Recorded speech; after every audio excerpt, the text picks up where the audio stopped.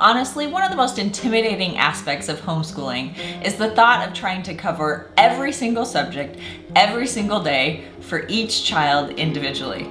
One way to simplify your homeschool and truly create more of an atmosphere of restful yet rich learning is by doing unit studies. Today, I'm going to walk you through step by step on how to create your own unit study using free and inexpensive resources.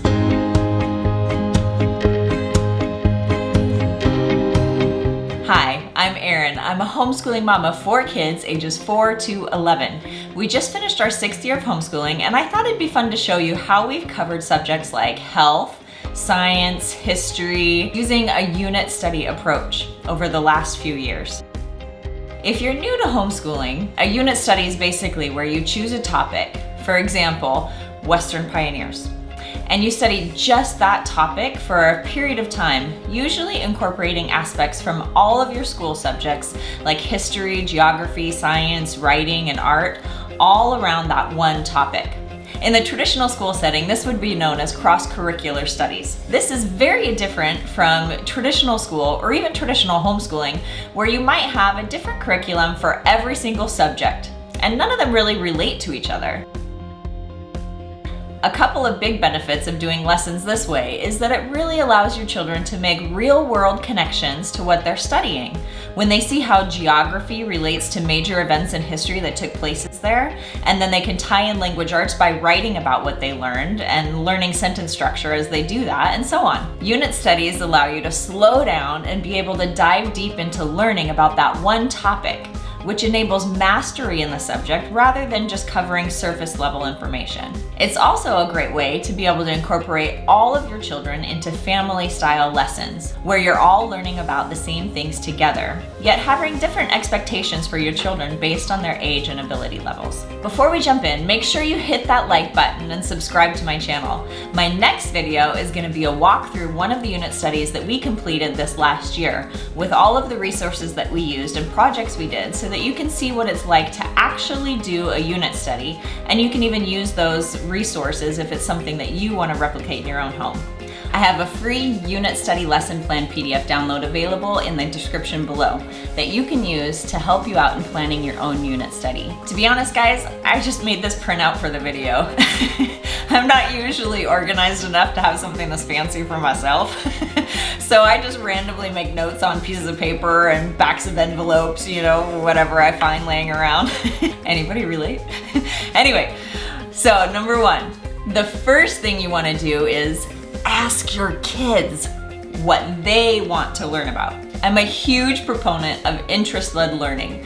When kids have a say in what they're learning about, and it's something that they're actually interested in, it'll no longer be like pulling teeth to tell your students that they have to do schoolwork. I'm telling you, it works, trust me. Obviously, as a parent, you can have some discretion in what you allow. No, Evan, we're not gonna study bodily noises for the next 6 weeks.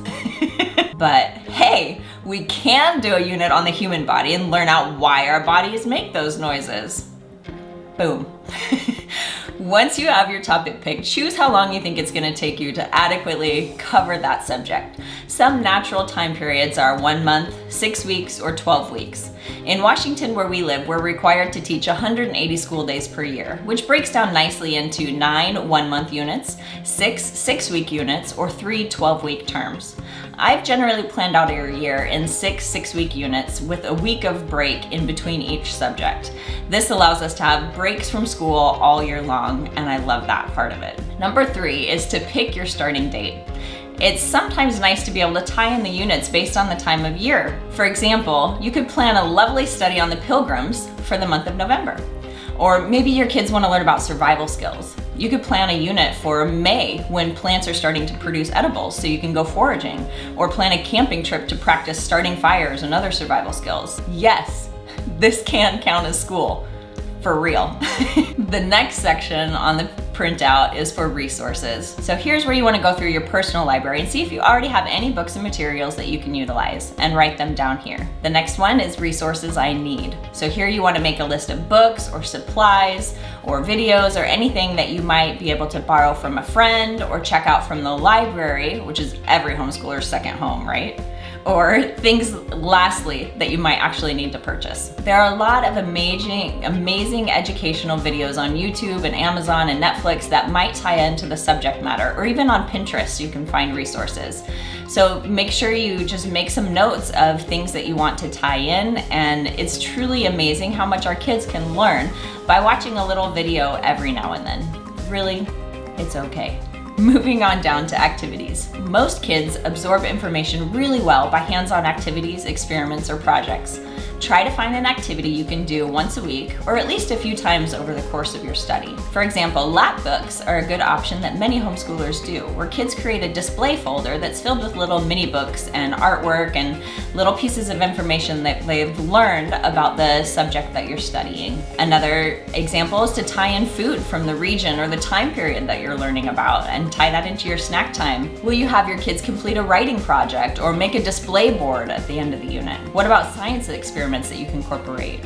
Or art projects and nature journals or coloring pages are all fun ways to have your kids illustrate something from the study while you have family read aloud time. Be creative. The next one is field trips. One of the amazing benefits of homeschooling is the ability that we have to go on field trips anytime we want and anywhere we want, and during the school week when there's no crowds there.